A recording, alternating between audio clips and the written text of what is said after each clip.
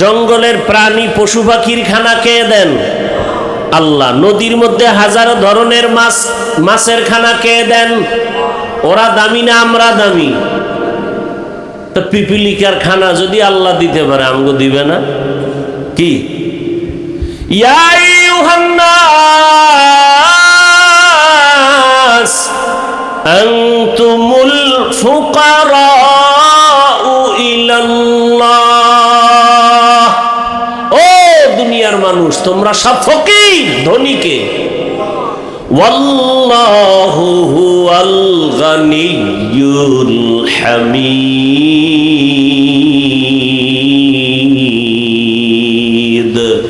গর তাওয়াক্কুল মিকুনি হর সুবহ শাম, মিরসানদ রিজকে তু আজলা মাকাম। জঙ্গলের হাজারো প্রাণীর খানা যে আল্লাহ দেন। উড়ন্ত পাখি সকালবেলা উড়তে থাকে, খোলা আকাশে উড়ে উড়ে পেট ভরে বাচ্চার খানা নিয়ে সন্ধ্যাবেলা বাসায় হাজির। কে খাওয়ায়? আল্লাহ। ওদের খানা দিলে আমাকে দিবে, এটাই তো বাস্তব।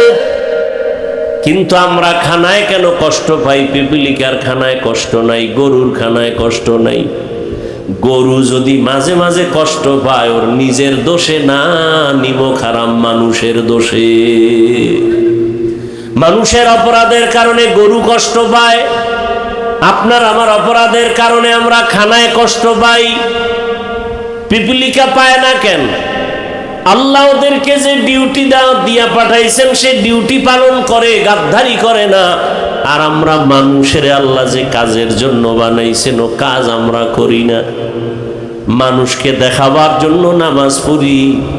যদি আল্লাহর জন্যই নামাজ আদায় করতাম, তাহলে নামাজ পড়িয়া কেউ সুদের টাকায় ব্যবসা লাগাইতে পারত না। কত নামাজি নামাজ পড়ে সুদের টাকায় ব্যবসা করে, অথচ সুদের সাথে যারা জড়িত 24টা ঘন্টা তার আপন মায়ের সাথে জেনার গুনাহ। কত বড় কুলাঙ্গা! জীবনে যতটা মোনাজাত দিবে, সুদের খাতায় নাম থাকা অবস্থা একটা মোনাজাত কবুল হবে না। নামি দেবী 5-7টা সুদখোরের নাম লিখিন। فإن لم تفعلوا فأذنوا بحرب من الله ورسوله। আল্লাহ ব্যবসাকে হালাল করেছেন, সুদ হারাম করেছেন। বড় কঠিন। বলারও মানুষ নাই, শোনারও মানুষ নাই, বিরোধিতা করার মানুষের অভাব নাই। কি আগামী জুমায় যদি এই বয়ানগুলো একটু কেউ মসজিদে শুরু করে, মাগরিবের সূর্য ডুবার পরে দেখবে গাইবি আওয়াজ। কি আওয়াজ? ইমাম সাহেব 1 মাসের ছুটি। কেন? শিয়ালের হাতে মুরগি আমানত। শিয়ালের হাতে মুরগি দিলে যা হয়, সুদখোরের হাতে মাদ্রাসা মসজিদের চাবি দিলে তাই হয়। দিছে কে? জিবরাইল। কথা বলেন না কেন? 24 ঘন্টা যে মায়ের সাথে জিনার গুনাহ, সে মসজিদ মাদ্রাসার দায়িত্বে আসে কিভাবে? তো ঠাডা বইরা মরা দরকার। হুজুর টুজুর সুদ্দা ঠাডা পড়ে না কেন? মদিনাওয়ালা মুহাম্মদের উম্মত হওয়ার কারণে। উলামায়ে কেরামের ইজ্জত নষ্ট করার চক্রান্ত যারা করে, আল্লাহ তাদের হেদায়েত দান করেন। বয়ান হয়ে গেছে, এখন শুধু দোয়ার অপেক্ষা। মোনাজাত দেওয়ার নিয়তেই সামান্য টাইম 2-1টি কথা বলার নিয়তে কোরআনে হাকিমের এক আয়াতে কারিমা, নবীজির হাদিস থেকে এক টুকরো হাদিস আমি আপনাদের সামনে পড়েছি। ইখলাস ও রুহানিয়াতের সমন্বয়ে, সহি নিয়তে, সহি তরিকায়, সহি কিছু কথা কোরআন সুন্নাহ ভিত্তিক বলার মতো, শুনবার মতো আল্লাহ আমাদের সকলকেই তৌফিক দান করেন। ইয়া আইয়ুহাল্লাযীনা আমানুত্তাকুল্লাহা ওয়াল তানজুর নাফসুম মা কদ্দামাত লিগাদিন ওয়াত্তাকুল্লাহ। আল্লাহ বলেন, হে মুমিন, তোমরা আল্লাহকে ভয় করো এবং সামনের স্থায়ী জীবনের জন্য কি সম্বল সঞ্চয় করেছো সেদিকে মনোনিবেশ হও। আবারও আল্লাহ বলেন তাকওয়া অর্জন করো, ইন্নাল্লাহা খাবীরুম বিমা তা'মালুন, নিশ্চয়ই আল্লাহ পাক প্রত্যেক প্রাণীর কৃতকর্মের খবর অগ্রিম জানেন। নবীজি বলেন হুব্বুদ দুনিয়া রাসু কুল্লি খাতিআ, দুনিয়ার লোভ, দুনিয়ার মোহাব্বত, ভালোবাসা সব পাপের মূল, গুনাহের মূল। দুনিয়ার লোভে পড়ে সব মানুষ উল্টাপাল্টা চলে। দুনিয়ার লোভে পড়ে মানুষ হকটাকে ভুলে যায়, সত্য মিথ্যার মিশ্রণ করে। পৃথিবীর প্রতিটি মানুষ যদি উল্টা পথে দৌড়ায় এর একমাত্র কারণ দুনিয়ার লোভ। এই লোভ আবার তিন প্রকার: হুব্বে যা, হুব্বে মাল, হুব্বে নিসওয়ান। সম্মানের চেয়ারের লোভ, সম্পদের লোভ, যৌবনের লোভ। এই তিনটা লোভের কোনো একটা লোভে মানুষ আকৃষ্ট হলেই তখন সে ব্যালেন্স হারিয়ে ফেলে, লাইনচ্যুত হয়ে যায়, পথভ্রষ্ট হয়ে যায়। যেমন আল্লাহর কোরআনে ইতিহাস আছে ফেরাউনের।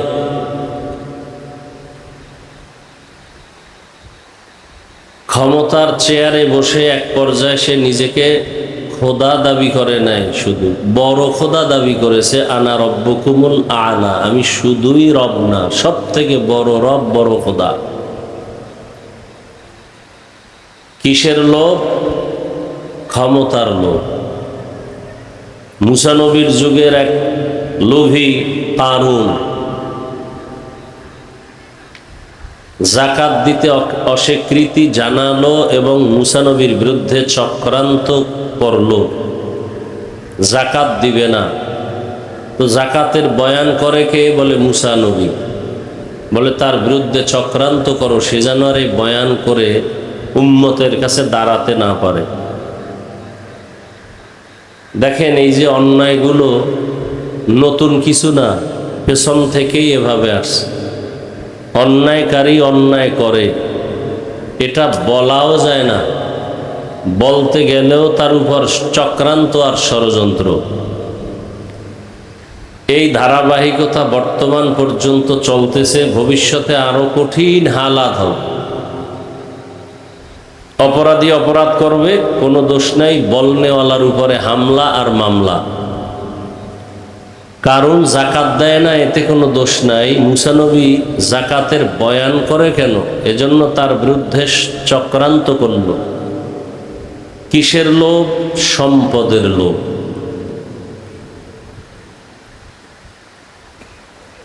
যৌবনের লোভে পড়ে মানুষ ব্যালেন্স হারিয়ে ফেলে।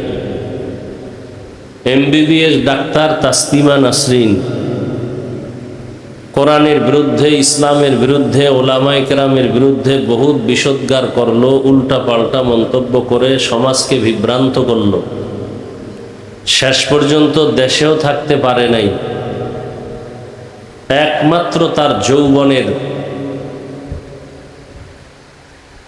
চাহিদাকে পূরণ করার লোভেই সত্যটাকে মিথ্যা, মিথ্যাটাকে সত্যের সাথে মিশ্রণ করেছে।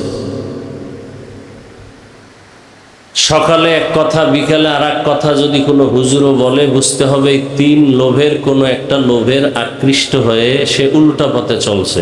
হয়তো ক্ষমতার চেয়ার পাওয়ার লোভে সঠিক কথাটা আর ভেতরে নাই, অথবা টাকার লোভে সত্য মিথ্যার মিশ্রণ ঘটায়, অথবা যৌবনের লোভ। আল্লাহ লোভ থেকে আমাদেরকে হেফাজত করেন। লোভ, আমরা প্রবাদ শুনেছি, লোভে পাপ, পাপে মৃত্যু।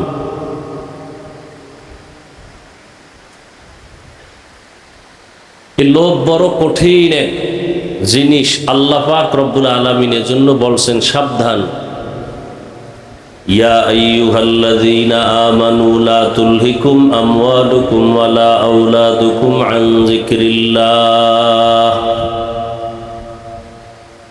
সম্পদ আর সন্তান এদের পেছনে পড়ে তোমরা আল্লাহর স্মরণ থেকে, জিকির থেকে গাফেল হয়ো না, নিজেকে ধ্বংস করো না। আল মালু ওয়াল বানুনা জিনাতুল হায়াতিদ দুনিয়া ওয়াল বাকিয়াতুস সালিহাত খায়রুন ইনদা রাব্বিকা সাওয়াবান ওয়া খায়রুন আমালা।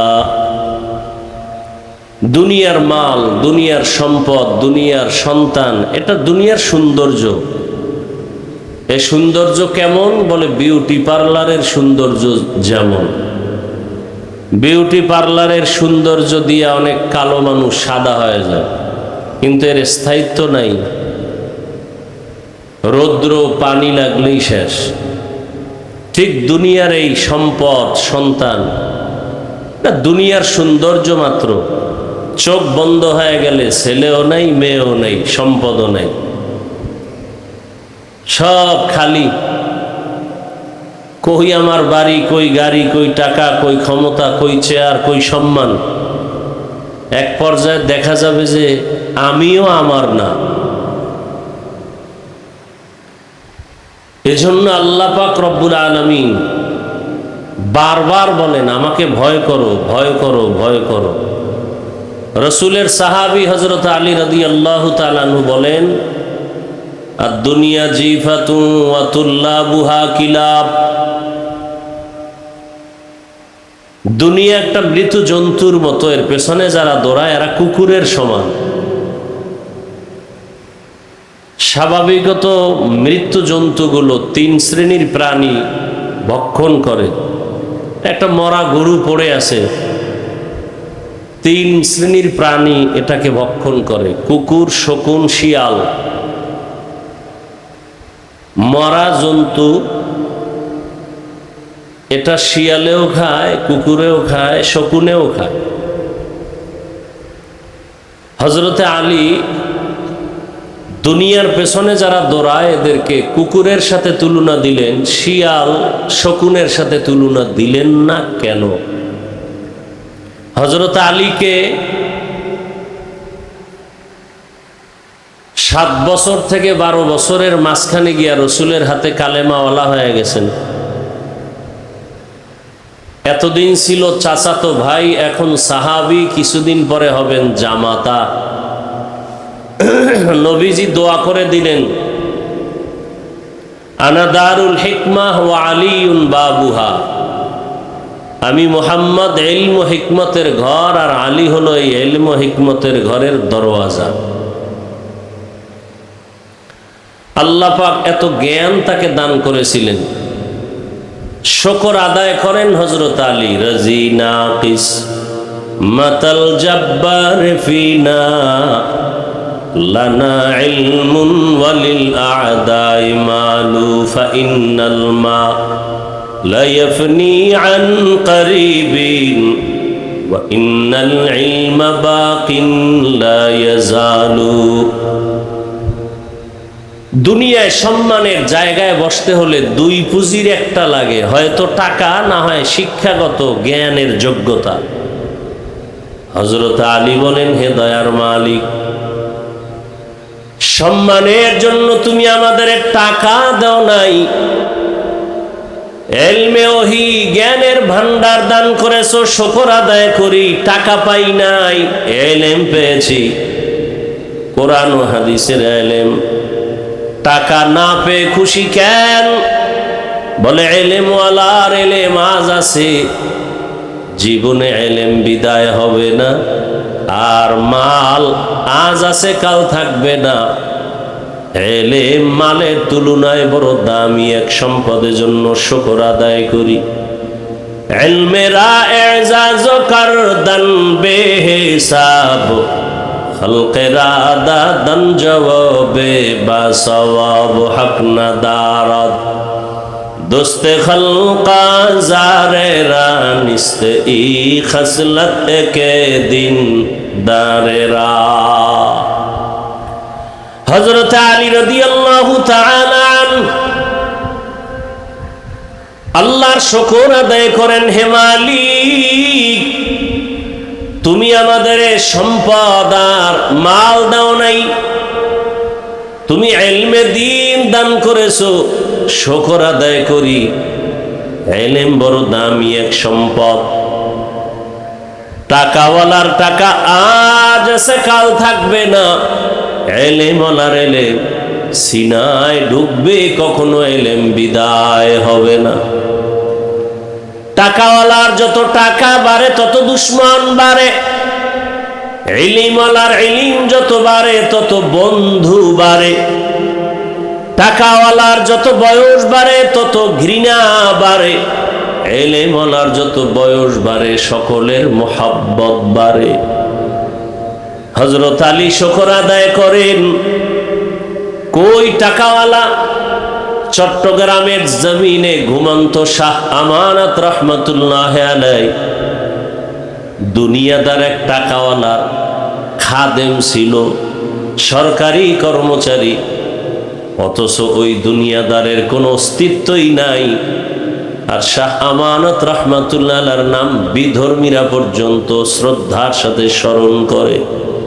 এটা টাকার বাহাদুরিতে হয় নাই, জ্ঞানের আলো ইলমের বরকতেই হয়েছে।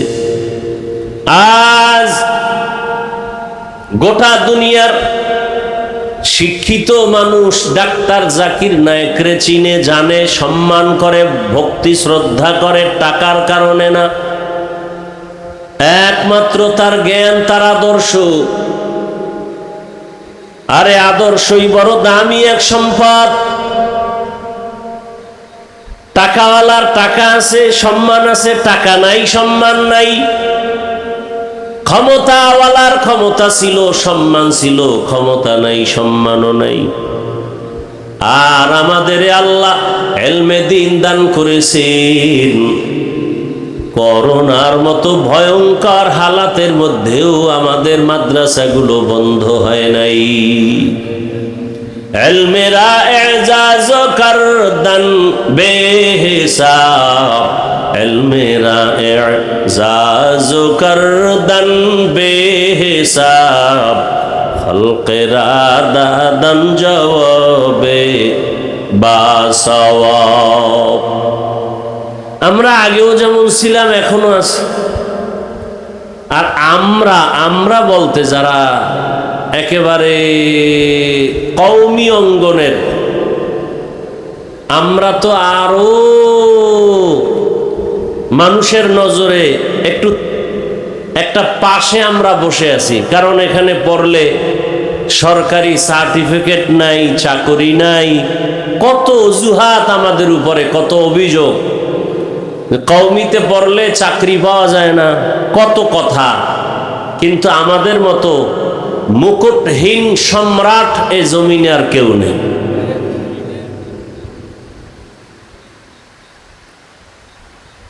একমাত্র ইলমের বরকত। মহামারী করোনা, স্কুল কলেজ বন্ধ, সব বন্ধ হয়ে গেল, আলিয়া মাদ্রাসাও বন্ধ।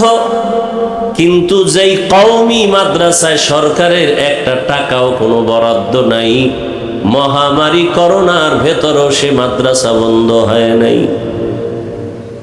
10 বছর আগের এমপি সাহেব কইতো দোয়া চাই, নতুন এমপি এও দোয়া চায়। এটার নাম সম্মান। টাকা দিয়া কিনা যায় না এই সম্মান। টাকার সম্মান আজ আছে, কাল থাকে না। ভোটের আগের রাত্রে আপনারা সম্মান বিক্রি করছেন না? কথা কয় না। ওই ভোটের আগের রাত্রে পায়খানা খাইছেন না? প্রার্থীর থেকে নিজের ইজ্জত বিক্রি করে এখন মাইয়া দেখেন হিজরত করে, বউ হিজরত করে। বিষয় কি? বলে যে কিনে নিছি না ভোটের আগের রাত্রে, চিল্লানির কোনো দরকার নাই। টাকায় সম্মান বিক্রি করে ফেলেছেন, সম্মান শেষ। আর আমাদের সম্মান টাকায় কিনি নেয়, রসুলের সুন্নত দিয়ে সম্মান নিয়েছি। সুন্নত আছে, সম্মানও আছে। আগের এমপিরাও দোয়া চাইতো, এখনো কি চায়? দোয়া চায়, চোখের দিকে তাকায় কথা বলার সাহস কোনো মাস্তানের নাই। এ সম্মান কে দিছেন? ইলমেরা এজাজ করদন বেহিসাব, খলকেরা দাদন জওয়াবে বাসওয়াব, হক নাদারত দোস্তে খলকা জারেরা, নিস্তে ই খসলত একে দিনদারেরা। এই যে কথাগুলো বলতেছি, এটি কি গাইবি আওয়াজ, গোপন কথা না নগদ? এগুলো দেখে কেন আপনি টুপি পরেন না, দাড়ি রাখেন না? সমস্যাটা কি?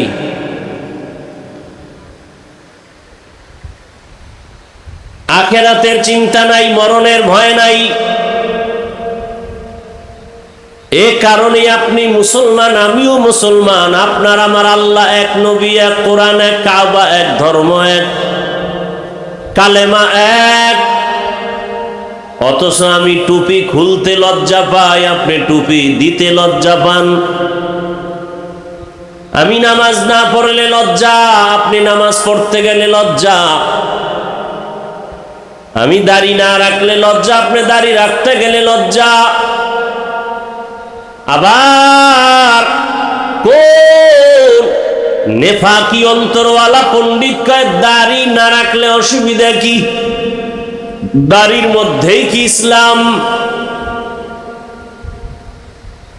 টুপির মধ্যেই কি ইসলাম? পোশাকের ভেতরেই কি ইসলাম? পর্দার ভেতরেই কি ইসলাম? প্রশ্ন করার মানে কি? যে পর্দার মধ্যে ইসলাম সীমাবদ্ধ না, টুপির মধ্যে না। তাহলে টুপিতে ইসলাম নাই, দাড়িতে নাই, পাগড়িতে নাই, পোশাকে নাই। তো ইসলাম কই? পাকিস্তান, ইন্ডিয়ায় ইসলাম কোথায়? দাড়ির মধ্যে যদি ইসলাম না থাকে তো ইসলাম কোথায়? আল্লাহ হেদায়েত দান করুন। এ সমস্ত প্রশ্ন তারাই করে যারা দুনিয়া লোভী, হয়তো ক্ষমতার লোভ, না হয় টাকার লোভ, না হয় যৌবনের লোভ। আল্লাহ হেদায়েত দান করেন। এজন্য আল্লাহ বলেন, ইয়া আইয়ুহাল্লাযীনা আমানুত্তাকুল্লাহ ওয়াল তানজুর নাফসুম মা কদ্দামাত লিগাদিন ওয়াত্তাকুল্লাহ ইন্নাল্লাহা খাবীরুম বিমা তা'মালুন।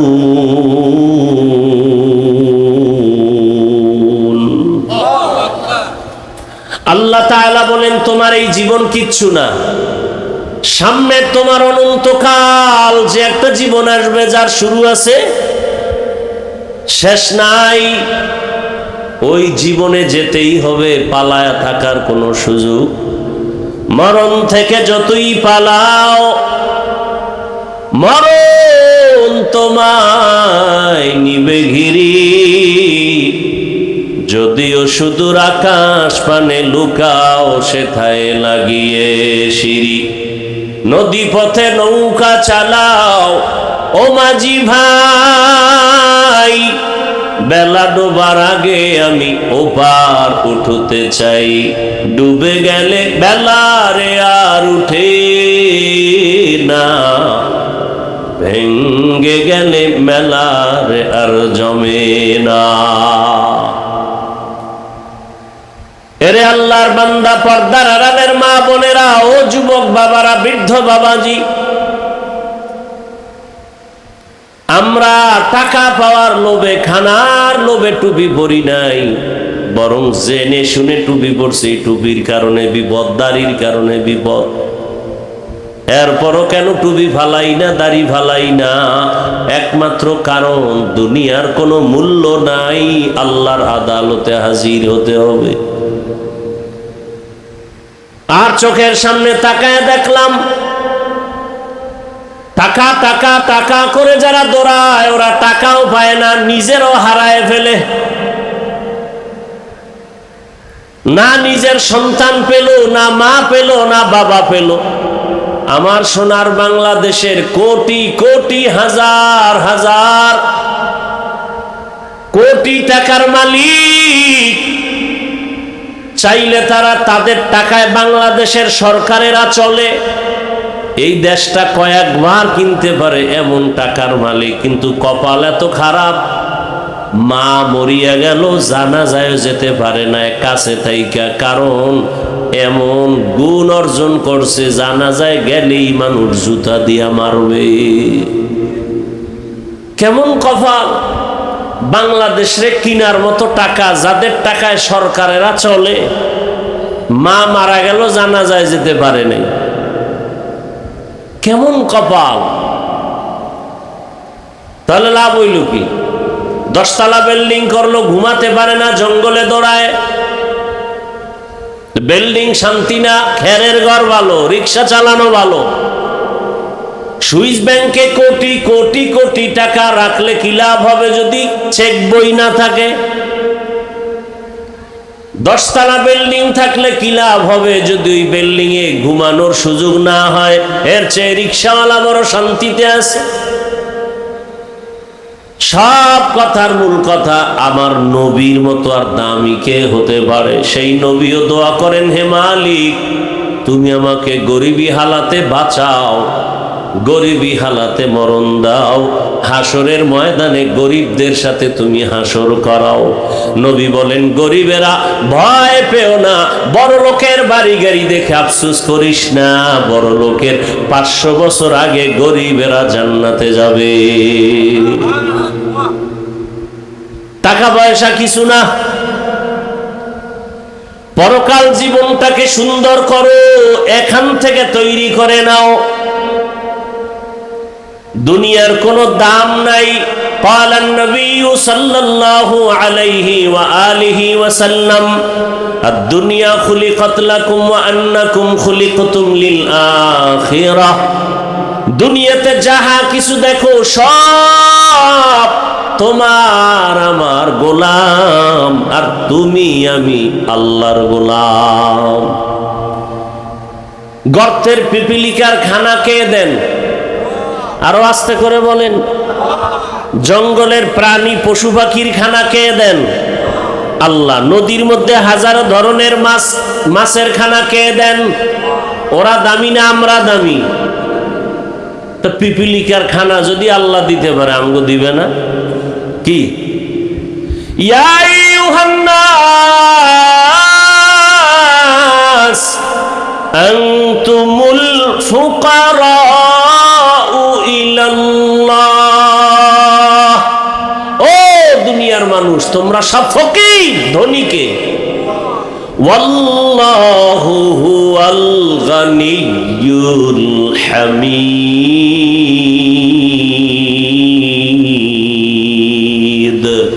গর তাওয়াক্কুল মিকুনিহার সুবহ শাম, মিরসানাদ রিজকে তু আজলা মাকাম। জঙ্গলের হাজারো প্রাণীর খানা যে আল্লাহ দেন। উড়ন্ত পাখি সকালবেলা উড়তে থাকে, খোলা আকাশে উড়ে উড়ে পেট ভরে বাচ্চার খানা নিয়ে সন্ধ্যাবেলা বাসায় হাজির। কে খাওয়ায়? আল্লাহ। ওদের খানা দিলে আমাকে দিবে, এটাই তো বাস্তব। কিন্তু আমরা খানায় কেন কষ্ট পাই? পিপিলিকার খানায় কষ্ট নাই, গরুর খানায় কষ্ট নাই। গরু যদি মাঝে মাঝে কষ্ট পায়, ওর নিজের দোষে না, নিমক হারাম মানুষের দোষে। মানুষের অপরাধের কারণে গরু কষ্ট পায়, আপনার আমার অপরাধের কারণে আমরা খানায় কষ্ট পাই। পিপিলিকা পায় না কেন? আল্লাহ ওদেরকে যে ডিউটি দিয়া পাঠাইছেন, সে ডিউটি পালন করে, গাদ্দারি করে না। আর আমরা মানুষের আল্লাহ যে কাজের জন্য বানাইছেন, ও কাজ আমরা করি না। মানুষকে দেখাবার জন্য নামাজ পড়ি। যদি আল্লাহর জন্যই নামাজ আদায় করতাম, তাহলে নামাজ পড়িয়া কেউ সুদের টাকায় ব্যবসা লাগাইতে পারত না। কত নামাজি নামাজ পড়ে সুদের টাকায় ব্যবসা করে, অথচ সুদের সাথে যারা জড়িত 24টা ঘন্টা তার আপন মায়ের সাথে জেনার গুনাহ। কত বড় কুলাঙ্গা! জীবনে যতটা মোনাজাত দিবে সুদের খাতায় নাম থাকা অবস্থা একটা মোনাজাত কবুল হবে না। নামি দামি 5-7টা সুদখোরের নাম লিখিন فإن لم تفعلوا فأذنوا بحرب من الله ورسوله। আল্লাহ ব্যবসাকে হালাল করেছেন, সুদ হারাম করেছেন। বড় কঠিন, বলারও মানুষ নাই, শোনারও মানুষ নাই, বিরোধিতা করার মানুষের অভাব নাই। কি আগামী জুমায় যদি এই বয়ানগুলো একটু কেউ মসজিদে শুরু করে, মাগরিবের সূর্য ডুবার পরে দেখবে গাইবি আওয়াজ। কি আওয়াজ? ইমাম সাহেব 1 মাসের ছুটি কেন? শিয়ালের হাতে মুরগি আমানত। শিয়ালের হাতে মুরগি দিলে যা হয়, সুদখোরের হাতে মাদ্রাসা মসজিদের চাবি দিলে তাই হয়। দিছে কে? জিবরাইল। কথা বলেন না কেন? 24 ঘন্টা যে মায়ের সাথে জিনার গুনাহ, সে মসজিদ মাদ্রাসার দায়িত্বে আসে কিভাবে? তো ঠাডা বইরা মরা দরকার। হুজুর টুজুর শুদ্ধা ঠাডা পড়ে না কেন? মদিনাওয়ালা মুহাম্মদের উম্মত হওয়ার কারণে।